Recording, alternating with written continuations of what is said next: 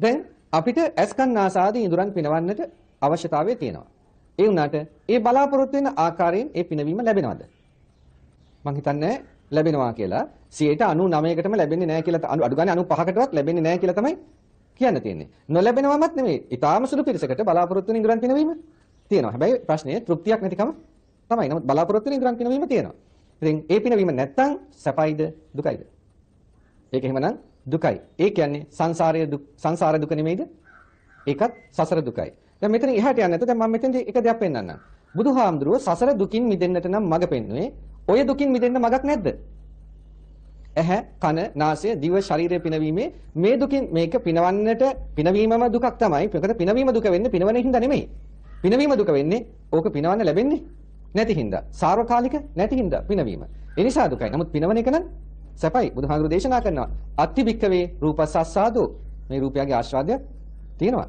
නොචේතම් භික්කවේ රූපස්සස්සාදෝ අභවිස්ස නයිදං සත්තා රූපේ සාරජ්‍යයෝ මේ සත්වය රූපේට ආස්වාද කරන්නේ නැත්නම් රූපේ ආස්වාදයක් නැත්නම් මේ සත්වය රූපේ ඇලෙන්නේ නැහැ. රූපේ ඇලෙන්නේ ආස්වාදයක් තියෙන හින්දායි.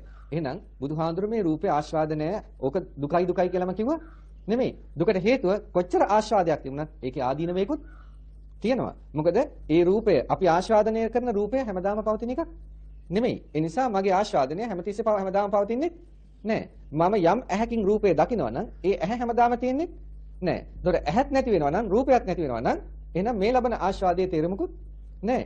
ඒක තමයි ආදීනවයක් තියනවා කිව්වේ. ඒ දේ එහෙම වෙන්නේ නැත්නම් ආස්වාදය හැමදාම තියෙන්නේ නැත්නම් එහෙනම් ඒක සැපක් නෙමෙයි ඒක දුකක්. ආස්වාදයක් තිබුණාට අන්න අර අනිත්‍යතාවයේ හේතු කොටගෙන දුක ඇති වෙනවා. නමුත් මට පුළුවන් කමක් නැහැ රූපේ වෙනස් වීම නවත්තන්නට. මේ ලෝකේ කිසිම කෙනෙකුටවත් පුළුවන් කමක් නැහැ ඒක ලෝක ධර්මතාවය. රූපය වෙනස් වෙනවා.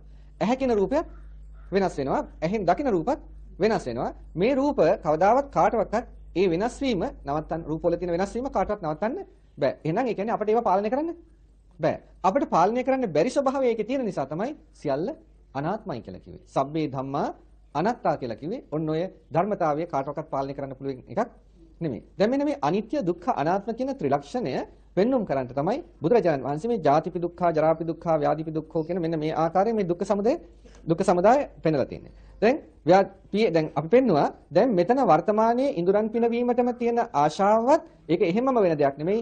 ඒකත් දුකට හේතුවක්. පිනවන්න ලැබෙන්නේ නැත්නම් ඒ දුක එහෙම තියෙනවා. ඒ නිසා බුදුහාමුදුරුවෝ දුකෙන් මිදෙන්න කිව්වනම් ඒ මෙලව තියෙන ඒ දුකෙන් මිදෙන්නටත් මඟ තියෙනවා. ඒ කියන්නේ ඉඳුරන් පිනවීමේ සැපය ලබන්න බුදුදහම උගන්වනවා.